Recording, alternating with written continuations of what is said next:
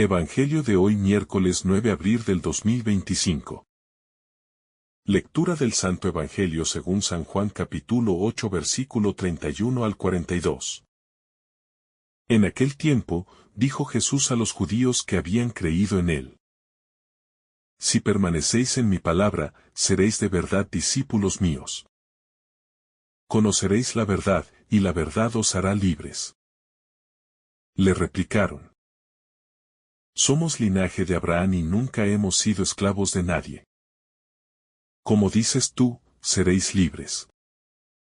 Jesús les contestó: en verdad os digo, todo el que comete pecado es esclavo. El esclavo no se queda en la casa para siempre, el Hijo se queda para siempre. Y si el Hijo os hace libres, seréis realmente libres. Ya sé que sois linaje de Abraham, sin embargo, tratáis de matarme, porque mi palabra no cala en vosotros. Yo hablo de lo que he visto junto a mi Padre. Pero vosotros hacéis lo que le habéis oído a vuestro padre. Ellos replicaron: Nuestro padre es Abraham. Jesús les dijo: Si fuerais hijos de Abraham, haríais lo que hizo Abraham. Sin embargo, tratáis de matarme a mí, que os he hablado de la verdad que le escuché a Dios. Y eso no lo hizo Abraham. Vosotros hacéis lo que hace vuestro padre. Le replicaron: Nosotros no somos hijos de prostitución, tenemos un solo Padre, Dios. Jesús les contestó: Si Dios fuera vuestro Padre, me amaríais, porque yo salí de Dios, y he venido. Pues no he venido por mi cuenta, sino que Él me envió. Palabra del Señor, gloria a ti Señor Jesús. El pasaje de San Juan nos introduce en uno de los diálogos más intensos y reveladores del ministerio de Jesús, en el que no solo se expone la realidad de la fe y la filiación divina, sino también el verdadero sentido de la libertad. Jesús habla a aquellos judíos que habían creído en él, lo cual ya es un dato sorprendente, porque este texto no se dirige a opositores declarados, sino a creyentes iniciales, a personas que estaban comenzando un camino de fe. Sin embargo, el Maestro, conocedor del corazón humano, no se conforma con una fe superficial o emocional. Y por eso les plantea una exigencia fundamental. Si permanecen en mi palabra, serán verdaderamente mis discípulos. Con estas palabras, Jesús introduce la noción de perseverancia como condición indispensable para que la fe dé fruto. No basta con creer en un momento de entusiasmo. Hay que permanecer, es decir, habitar, arraigarse, vivir según la palabra. La fidelidad, más que el fervor momentáneo, es lo que distingue al discípulo auténtico. La promesa que Jesús hace a quienes permanezcan en su palabra es impactante y trascendente. Conocerán la verdad, y la verdad los hará libres. Esta declaración ha resonado a lo largo de los siglos, inspirando a creyentes, mártires, pensadores y reformadores. Pero a menudo es citada fuera de contexto, olvidando que la verdad liberadora no es una abstracción filosófica ni una ideología, sino una persona, Cristo mismo. En este texto, la verdad no es un concepto, sino la realidad plena de Dios que se revela a través de su Hijo. Solo en Jesús se encuentra la verdad que nos libera del pecado, del autoengaño, del miedo, de la muerte. Conocer la verdad no es simplemente adquirir información religiosa o doctrinal, sino tener una relación viva, transformadora, con Jesús. En ese encuentro íntimo con el Verbo encarnado, el ser humano empieza a experimentar una libertad que no depende de las circunstancias externas, sino que brota del alma que ha sido regenerada por el amor divino. La reacción de los oyentes ante las palabras de Jesús revela una tensión que sigue vigente hasta hoy. Nosotros somos descendientes de Abraham y jamás hemos sido esclavos de nadie. Como dices tú, serán libres. Esta respuesta es una mezcla de orgullo y ceguera espiritual. Orgullo, porque se aferran a su linaje, a su identidad religiosa y étnica. Como si eso bastara para garantizar una correcta relación con Dios. Ceguera, porque niegan la evidencia de su historia. Israel había sido esclavo en Egipto. Sometido en Babilonia, ocupado por los griegos y, en ese momento, dominado por Roma. Pero Jesús no está hablando de esclavitud política, sino de una esclavitud más profunda y sutil, la del pecado. Cuando el ser humano se considera libre solo porque tiene autonomía externa, se engaña. La verdadera esclavitud es interior, y solo la gracia puede liberarnos de ella. Jesús, con autoridad divina, declara: todo el que comete pecado es esclavo del pecado. Esta sentencia va al corazón de la condición humana. La libertad no consiste en hacer lo que se quiere, sino en poder elegir el bien. El pecado, aunque a veces se disfraza de libertad, encadena al alma, la debilita, la divide. La separa de Dios y de los demás. La adicción al ego, a la mentira, al resentimiento, al poder, al placer desordenado, son formas modernas de esa esclavitud ancestral. Cristo no viene a condenar, sino a liberar. Él conoce nuestra fragilidad, sabe de qué barro estamos hechos. Y por eso no solo nos revela nuestra condición, sino que ofrece una salida, su propia presencia salvadora. No hay condena en su palabra, sino una invitación a dejarse sanar, a dejarse amar. Jesús insiste, el esclavo no permanece en la casa para siempre. El Hijo sí permanece para siempre. Con esta imagen, el Señor introduce la diferencia esencial entre quien tiene una relación legal externa con Dios, y quien ha sido acogido como hijo. El esclavo puede obedecer, incluso puede parecer fiel, pero no tiene comunión íntima con el amo. En cambio, el hijo vive en la casa, comparte la vida, hereda, ama y es amado. Jesús nos revela que el propósito de Dios no es tener siervos sino hijos. Él mismo es el Hijo por excelencia, y ha venido para que nosotros, por la fe, lleguemos a participar de esa filiación. El cristianismo no es una religión de normas, sino una experiencia de adopción divina, de pertenencia familiar. Esta es la libertad suprema, vivir como hijos, no como esclavos. Si el Hijo los hace libres, ustedes serán verdaderamente libres. Esta declaración es una joya teológica. No hay libertad auténtica sin el Hijo. Él no solo enseña la libertad, sino que la concede con su propia vida. Su muerte y resurrección nos redimen, nos regeneran. Nos insertan en la libertad de los hijos de Dios. Esta libertad no es licenciosa ni egoísta, es una libertad para amar, para servir, para entregarse, para vivir según el Espíritu. Quien ha sido liberado por Cristo, ya no teme al juicio, ni a la muerte, ni al rechazo humano. Porque sabe que ha sido amado eternamente. La libertad cristiana es, por tanto, una gracia que se recibe, no una conquista del esfuerzo humano. Se expresa en la obediencia gozosa, no en la rebelión autónoma. Jesús reconoce la descendencia física de Abraham, pero cuestiona la coherencia espiritual de sus oyentes. Sé que son descendientes de Abraham. Sin embargo, quieren matarme porque mi palabra no cabe en ustedes. Aquí hay una crítica directa al formalismo religioso. Pertenecer a un pueblo elegido, tener una tradición, no garantiza una vida conforme a la voluntad de Dios.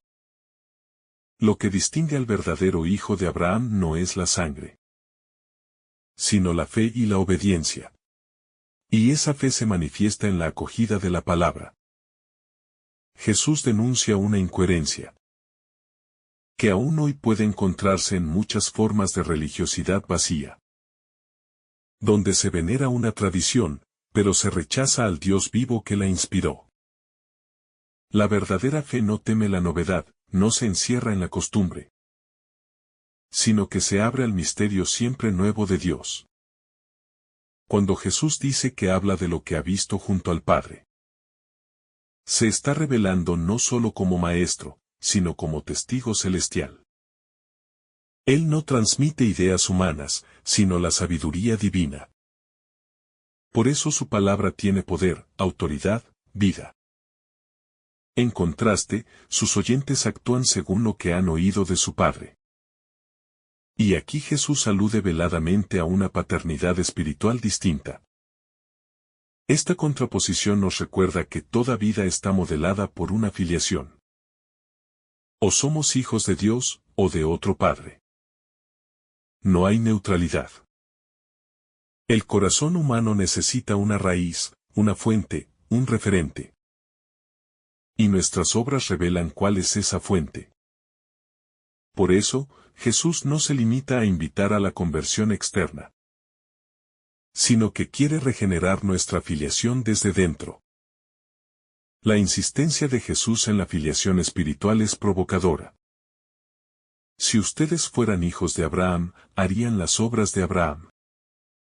En otras palabras, la identidad espiritual no se define por lo que se dice o se cree intelectualmente, sino por lo que se vive.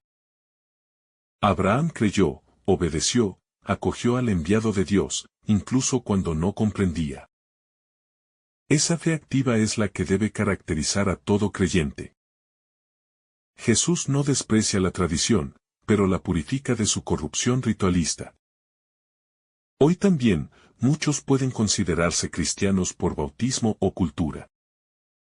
Pero solo aquellos que viven según el Evangelio pueden ser llamados discípulos. Las obras revelan la raíz de nuestra fe. El juicio de Jesús se vuelve más directo. Ahora quieren matarme a mí, que les he dicho la verdad que oí de Dios. El rechazo a Jesús no se debe a una simple incomprensión, sino a una resistencia profunda a la verdad. La verdad desinstala, sacude, revela lo oculto. Por eso, cuando es proclamada, no siempre es bien recibida. Jesús, como portador de la verdad divina, se convierte en una amenaza para quienes han edificado su seguridad en estructuras humanas. Lo mismo ocurre hoy. Proclamar el Evangelio con fidelidad implica incomodidad, confrontación, incluso persecución. Pero el discípulo no debe temer, porque la verdad, aunque dolorosa, es fuente de vida. En este punto del pasaje, la confrontación entre Jesús y sus interlocutores alcanza una tensión espiritual que va mucho más allá de un simple malentendido o una diferencia de opinión. Cuando el Señor dice, ustedes hacen las obras de su Padre, provoca una reacción inmediata. Nosotros no somos hijos nacidos de prostitución, tenemos un solo Padre, Dios. Esta respuesta, cargada de orgullo religioso, busca reafirmar una identidad espiritual que los oyentes dan por sentada, sin examinar el fundamento de sus actos. Es como si dijeran, somos creyentes, somos del pueblo escogido. No necesitamos que nadie nos diga quién es nuestro Padre espiritual. Pero Jesús, que ve más allá de las apariencias, pone al descubierto que, aunque sus labios profesen a Dios como Padre, sus obras contradicen esa filiación. Aquí se revela una enseñanza poderosa y aún actual. No basta con proclamarse creyente o religioso. Es necesario que las obras, las actitudes, las decisiones y las inclinaciones del corazón reflejen realmente el rostro del Padre. La paternidad divina no se impone por linaje, se acepta por fe y se manifiesta por caridad. Este momento también nos ofrece una oportunidad para reflexionar sobre el drama de las identidades espirituales rotas o fingidas.